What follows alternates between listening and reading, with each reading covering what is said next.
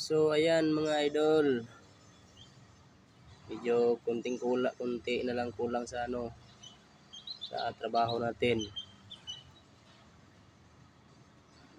Modular pa lang ginagawa ko mga idol.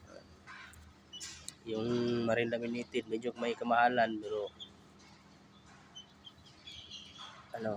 sa gustong gumawa ng cabinet, iba yung ordinary plywood lang, hindi nyo makaya ang presyo.